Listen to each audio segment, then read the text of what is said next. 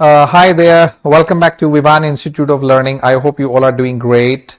So let's begin today's topic. Let's practice some questions of parajumble. As your exam is appearing, it's quite near now. तो parajumble तो आना ही है, आप सबको पता ही है, इम्पोर्टेंट टॉपिक है एंड आई होप आप सबको इसके बेसिक्स पॉइंट्स ध्यान है कि कैसे अप्रोच करना होता है. तो डेफिनेटली आपको ध्यान है कि पहले हमें रीड करना है, ठीक है. रीड करते करते हमें समझना है. कई बार तो क्या होगा ना, अगर आप प्रैक्टिस में हैं तो कुछ चीजें तो अपने आप ही क्लिक हो जाती हैं कि भाई ये सेंटेंस इसके बाद आएगा. ऐसा तो नहीं है कि भाई बिल्कुल कुछ आइडिया ही नहीं लगेगा, एंड अगर ऐसा है तो फिर आप तैयारी नहीं है एग्जाम के लिए. तो डेफिनेटली कुछ 2-3 पेयर्स तो हम बना ही लेते हैं, और कुछ अगर नहीं बनते हैं तो उनके लिए आप थोड़ी बहुत ग्रामर की हेल्प ले सकते हो. जैसे हम कई बार बताते हैं आपको कि भाई जो नाउन वाला सेंटेंस है वो पहले लिखो और जो प्रोनाउन वाला सेंटेंस है वो बाद में लिखो. तो ये मैंडेटरी पेयर्स होते हैं जो आपको हेल्प करते हैं, है ना. जैसे अब कोई प्रोनाउन वाला सेंटेंस पहले लिखे, नाउन वाला बाद में लिखे, तो वो समझ में तो आएगा, लेकिन that is not the proper way to write the sentence. ठीक है ना. आप पहले किसी इंसान का नाम लेकर बात करते हैं, फिर उसके लिए ही लगाते हैं, तो ये ध्यान रखना है. सिमिलरली क्वेश्चन पहले पूछना है, आंसर बाद में आना चाहिए, ये ध्यान रखना है. और स्पेशली आप ध्यान रखिए कि जो सेम वर्ड्स होते हैं दो सेंटेंसेस में, जो सेम वर्ड्स होते हैं उनमें आपको कुछ ना कुछ रिलेशन मिल जाता है. ठीक है ना. पांचवी चीज आप देखते हैं कि जो इवेंट है जनरल लेवल पे क्या होता है. जैसे मान लो शादी है, अब शादी में अगर मैं लिखूं कि फेरे हुए, तो क्या आप पहला सेंटेंस ये बनाओगे कि फेरे हुए? नहीं ना. एक जनरल कॉमन सेंस है हमारा कि भाई शादी में शुरू में क्या होता है ना. पहले सब गेस्ट आते हैं, फिर सब खाना खाते हैं, फिर वरमाला होती है, दूल्हा दुल्हन आते हैं, फिर दूल्हा दुल्हन खाना खाते हैं, फिर कहीं जाकर जी फेरे होते हैं. तो कहने का मतलब ये है कि एक जनरल सेंस पर हमें चलना होता है कि क्या हो रहा होगा. ठीक है. और हिंट जो होते हैं वो पकड़ने होते हैं कि किस इवेंट के बाद क्या इवेंट आएगा. बाकी ये सब चीजें आई होप आप लोग अच्छे से प्रैक्टिस कर चुके होंगे. बाकी हम क्वेश्चन प्रैक्टिस करेंगे तो उसमें भी आपको बताते रहेंगे. ठीक है जी. तो जल्दी से लाइक, कमेंट और शेयर कर देना, सेशन को सब्सक्राइब कर देना अगर अभी तक नहीं किया है तो. बाकी टेलीग्राम चैनल भी ज्वाइन कर लेंगे, इंग्लिश बाय विशाल सर के नाम से है. वहां पे मैं इसकी पीडीएफ आपको भेज दूंगा. और क्लासेस तो अभी 7 AM हमारा द हिंदू एडिटोरियल चल रहा है जी, लाइव. तो अगर आपको हिंदू एडिटोरियल लाइव लेना है तो आप यहां पर आ जाएंगे. बाकी ये वाला क्लास मैं अभी रिकॉर्डेड दे पा रहा हूँ, कुछ इंटरनेट का प्रॉब्लम चल रहा है यहाँ पर, लाइन वगैरह में जियो की दिक्कत है. बाकी अगर हो सका तो कोशिश करेंगे इसको भी. सॉरी, 8 AM है सेशन, 7 AM नहीं है. ठीक है. चलो जी. तो ये रहा पहला क्वेश्चन आपके सामने. और एक सेकेंड, ये क्या हो गया बताएंगे जी जल्दी से. Stages of love. प्यार में जब कोई गिर जाता है ना, इंग्लिश में बोलते हैं फॉल इन लव. हाँ. तो प्यार में गिर जाता है जब कोई, तो कैसे शुरुआत होती है? आपको क्या लगता है, अटैचमेंट, अट्रैक्शन और लस्ट में पहले क्या आता है, फिर उसके बाद क्या आता है, और फिर उसके बाद फाइनली स्टेज तो लव की होती है ना. Love is a final stage, 4th number पे आई. तो ये तो लास्ट में आना है लव. तो सबसे पहले क्या होता है, तो देखिए ऑर्डर जो है वो है आपका D. Option D is the answer. सबसे पहले लस्ट आती है. लस्ट होता है जब हम किसी को देखते हैं, लव एट फर्स्ट साइट जो होता है, किसी को देखकर जब हम अट्रैक्ट हो जाते हैं तो वो हमारी लस्ट होती है, जो हमें किसी के प्रति अट्रैक्ट करती है और हमें ऐसा लगता है बस ये इंसान हमें मिल जाए. फिर धीरे धीरे वो अट्रैक्शन में चेंज होती है, और आई थिंक अट्रैक्शन के लेवल पे सब लोग जो है प्रपोज कर देते हैं, और अटैचमेंट होने में थोड़ा टाइम लगता है जी. ठीक है. और अटैचमेंट के बाद होता है लव. तो ये इस तरीके से 4 स्टेजेस होती हैं. क्योंकि लस्ट जो होती है वो लव एट फर्स्ट साइट की तरह होती है. इसमें जेलसी हो सकती है, डिस्ट्रैक्ट हो सकते हैं आप, इम्पेशेंट होते हैं आप, है ना. It's about today only and it's about taking something. जबकि प्यार जो फाइनल स्टेज होती है, लस्ट से जब आप लव पे पहुंचते हैं तो इट ग्रोज स्लोली, टाइम लगता है, सिक्योरिटी होती है, ठीक है, पेशेंस होता है आपके अंदर, फ्रेंडशिप होती है, फ्यूचर होता है, and it's about giving something. तो ये लस्ट और लव में डिफरेंस है। तो जब भी आप अपने जीवन में अपना लाइफ पार्टनर चूज करें तो ध्यान रखें। तो मैं अच्छा लव गुरु भी बन सकता हूं वैसे। चलो आगे बढ़ते हैं। तो साइंटिफिकली भी देखिए जी, ऐसा माना गया है लस्ट जो है वो क्या है, इट्स अ वाइल्ड डिजायर, है ना। It is dominated by the sex hormones, और ये सेक्स हॉर्मोन से डोमिनेट होती है। टेस्टोस्टेरोन और एस्ट्रोजन, ये दोनों हार्मोन्स हम सबके अंदर होते हैं जी। इसीलिए देखिए कहा जाता है कि हर एक मैन और वुमेन के अंदर दोनों जो तत्व होते हैं, है ना, अर्धनारीश्वर रूप आपने भगवान महादेव का देखा होगा। तो ये ध्यान रखिए, हम सभी के अंदर दोनों तरह के हार्मोन्स हैं। आपने देखा कभी किसी लड़की की आवाज कई बार बिल्कुल मेल वॉइस होती है, जैसे हम एग्जाम्पल ले सकते हैं, सुष्मिता सेन एक्ट्रेस हैं जी। आपने देखा उनका वॉइस कितना हैवी है, इसीलिए उन्हें आपने पीछे देखा होगा भी, एक उनका कोई वेब सीरीज भी आया था, उसमें उन्होंने ट्रांसजेंडर का रोल प्ले किया है। तो हर व्यक्ति के अंदर वुमेन तत्व भी होता है और मेन तत्व भी होता है, क्योंकि टेस्टोस्टेरोन जो है वो मेल्स में ज्यादा होते हैं, एस्ट्रोजन्स फीमेल में ज्यादा होते हैं। तो ये दोनों ही हार्मोन्स हमारे अंदर होते हैं और ये सेक्सुअल हार्मोन्स होते हैं, ठीक है। Testosterone pump in both men and women, pushing sex drive, attraction and mating tendencies. तो लस्ट जो है वो सबसे नीचे का स्तर होता है जी, ठीक है। फिर अट्रैक्शन होता है। During the attraction phase couples are heady in love and are overcome with their feelings. Typically people can't think of anything else, है ना, उसी के बारे में सोचता रहता है आदमी, खाना पीना सब छोड़ देता है, नींद भी गायब हो जाती है। और इस समय न्यूरोट्रांसमीटर्स जो हैं वो आपको साथ खेल रहे होते हैं जी। डोपामिन मिलता है आपको, है ना, रिवार्ड मिलता है जी, मजा सा आता है। और जितना ज्यादा डोपामिन की आप आदत डालते हो उतना ही ज्यादा आप स्लेव होते चले जाते हो अपने माइंड के, ध्यान रखना। तो इस आदत से बाहर आना है। Spirituality is all about getting away from the dopamine, है ना, क्योंकि अदरवाइज तो आप स्लेव हो जाएंगे, आपको हमेशा डोपामिन की जरूरत पड़ेगी खुश होने के लिए।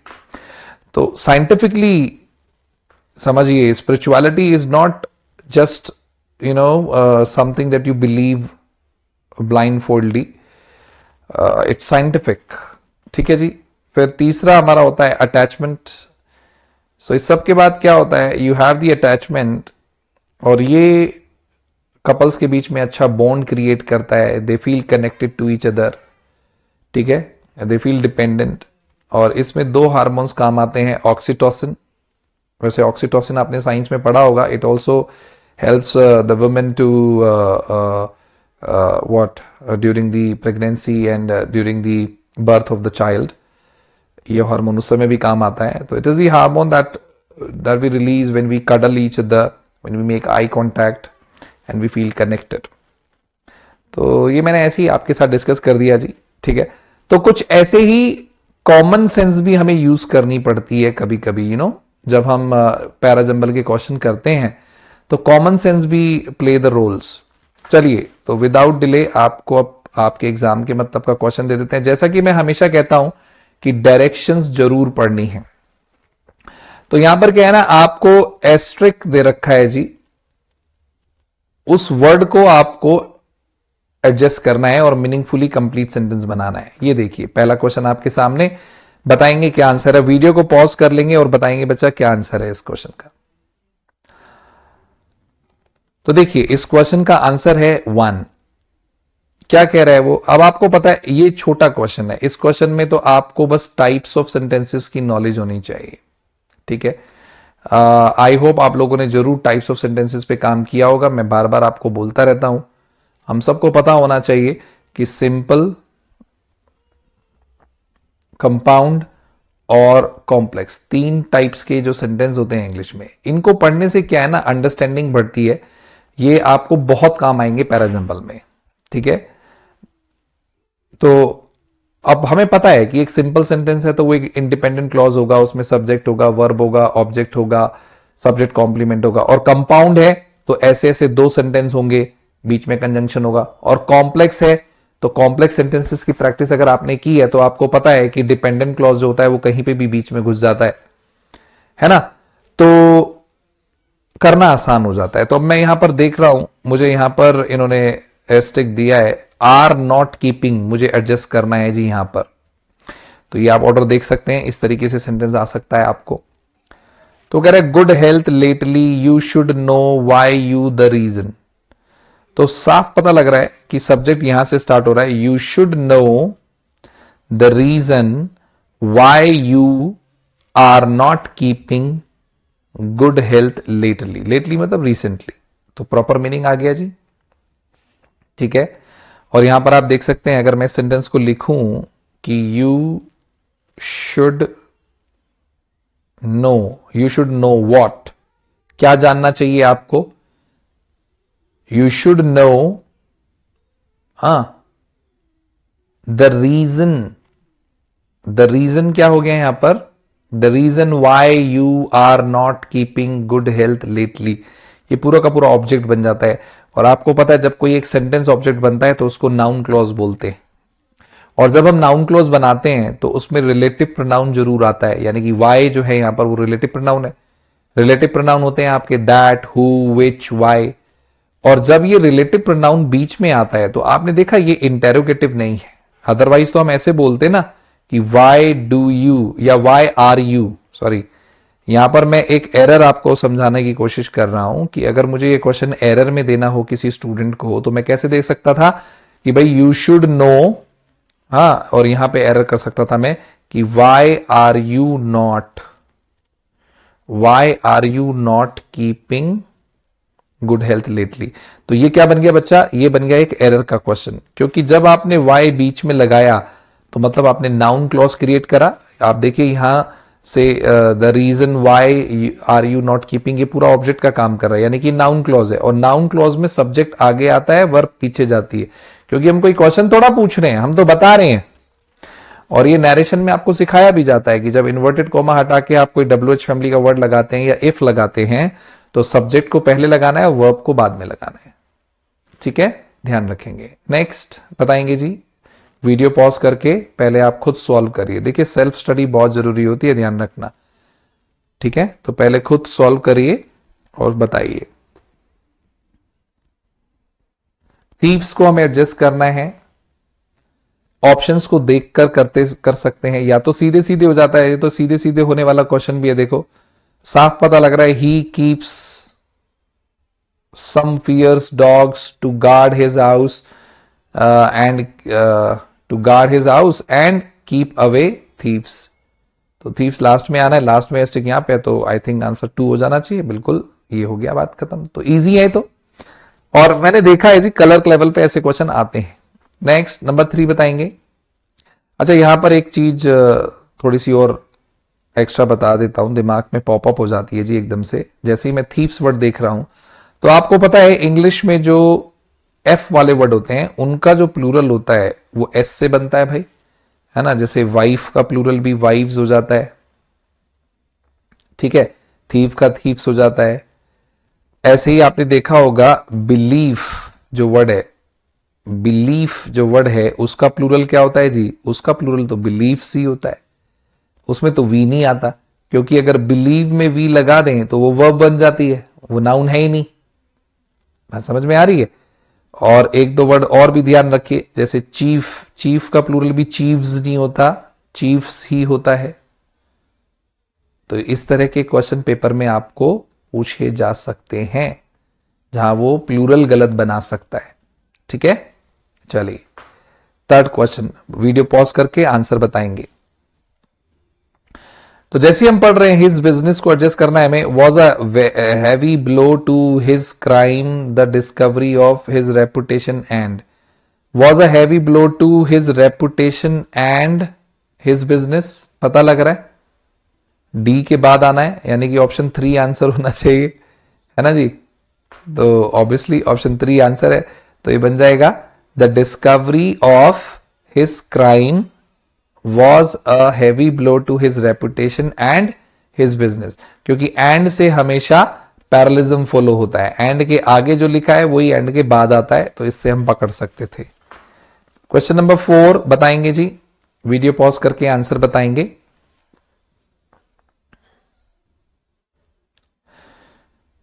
तो in his own words he had read the entire story carefully and could tell. तो पता लग रहा है कि ही हैड रेड पहले आना चाहिए, तो he had read the entire story carefully and could tell, नहीं could tell the entire story होगा, डी सी होगा, है ना जी, डी और सी एक साथ आना चाहिए। तो हम बोलेंगे कि he had read the book, I think A के बाद तो एयरस्टिक दिया नहीं है, लेकिन तो देखिए दोबारा से देखिए कुछ क्या बनेगा। ही had read the book, he had read the book, he had read the book अगर हम लगाते हैं तो बी के बाद भी एस्टिक नहीं दिया, दिया है ना ये रहा, हाँ हाँ ये तो रहा, ठीक है, carefully and could tell the entire story in his own words, हाँ ऑप्शन 1 हो जाएगा ना आंसर, यस। चलिए जी आगे बढ़ेंगे, क्वेश्चन नंबर 5 बताएंगे, वीडियो पॉज करके आंसर बताएंगे। तो he is one of the greatest, he is one of the greatest of novelists, universally acknowledged to have been, he is universally acknowledged to have been one of the greatest of novelists, है ना जी, he is, ए और D कहीं पर बन रहा है, हाँ, universally acknowledged to have been one of the greatest of the novelist, बिल्कुल यही होगा, ऑप्शन 4 इज द आंसर। तो परफेक्ट पार्टिसिपल एक इंग्लिश में चीज होती है जी, परफेक्ट पार्टिसिपल क्या होता है, टू हैव प्लस V3। तो सिंस इट इज परफेक्ट, तो ये ऐसी बातें करता है जो हो चुकी होती हैं। जैसे मैंने बोला कि भाई she claims to have won the first prize, कि भाई वो क्लेम करती है कि वो फर्स्ट प्राइज जीत चुकी है। तो जीत चुकी है ना, ऐसा वो क्लेम कर रही है, जिस चीज का वो क्लेम कर रही है वो काम हो चुका है, ठीक है। तो परफेक्ट पार्टिसिपल का यूज हम करते हैं ऐसे काम के लिए जिसको हम ये कहते हैं कि ये हो चुका है, ठीक है ना। पार्टिसिपल लिख दिया मैंने, सॉरी इन्फिनेटिव लिखना था, एक second, it is called perfect infinitive.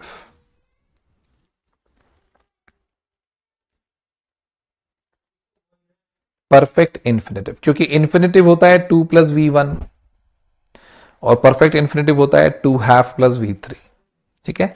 Next, ये एक क्वेश्चन बताएंगे जी, 6 सेंटेंसेस है, आई होप आप सबको ये दिख रहा है।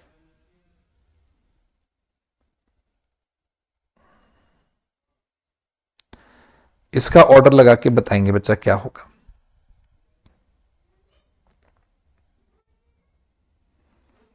वीडियो पॉज कर ली होगी आपने, आंसर लगा लिया होगा, तो अब देख लेते हैं। तो देखिए सबसे पहला सेंटेंस आ रहा है इसमें, सेंटेंस बी, जो कि कहानी की शुरुआत करता है। मैंने आपको बताया था जो ओपनिंग सेंटेंस होता है वो बिल्कुल जनरल स्टेटमेंट होता है, बिल्कुल एकदम प्लेन। तो पूरी कहानी में जो आप देख रहे हैं बाकी सब तो छोटे छोटे सीन्स हैं, जो बड़ा सा एक नॉर्मल जनरल सा सेंटेंस है वो यही है कि भाई एक कपल था जो बहुत ही खुशहाल जीवन जी रहा था साथ में, केवल एक ही प्रॉब्लम थी उन्हें, एक ही चिंता थी उन्हें, है ना। The only thing that they मतलब कपल, वो चिंता में किस बात की थे कि उनकी हैप्पीनेस जो है वो हमेशा रहेगी या नहीं, ठीक है। तो फर्स्ट ये हो गया, सेकंड हो गया आपका एफ। अब उन्हें चिंता थी कि हम खुश रहेंगे या नहीं रहेंगे, तो कुछ तो करेंगे जी वो। तो one day they heard a old wise man, उन्हें एक दिन पता लगा कि कोई समझदार आदमी आया हुआ है टाउन में जो उनकी इस प्रॉब्लम को सॉल्व कर सकता है।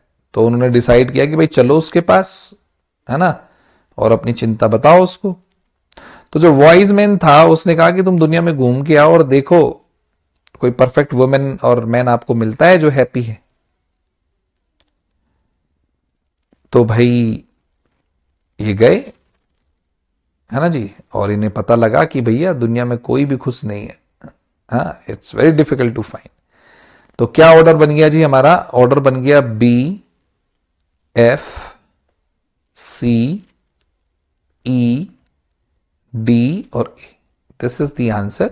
अगर आपका आंसर करेक्ट है तो मुझे कमेंट में जरूर बताना कि सर मेरा आंसर करेक्ट था। ठीक है, मैं देखना चाहता हूं क्योंकि ये बिल्कुल कलर लेवल पे मैच हो रहा है जी क्वेश्चन, और मुझे लगता है कि ये क्वेश्चन इस तरह का आपसे सॉल्व हो जाना चाहिए, स्टोरी बेस्ड है। ठीक है, चलिए, तो क्वेश्चन आपको इस तरीके से पूछता है जी, which one of the following is the last sentence, तो आप बता सकते हैं नंबर 1। ठीक है, चलो, सो दैट्स इट। होमवर्क में यही कहूंगा, जितना हो सकता है रिवीजन करते रहो। ठीक है, प्रैक्टिस करते रहो। So that's it, thank you very much. Time to bid adieu. I am your English mentor signing off. I will see you in the next class. और कल मिलते हैं 8 बजे the Hindi editorial live. Take care, see या।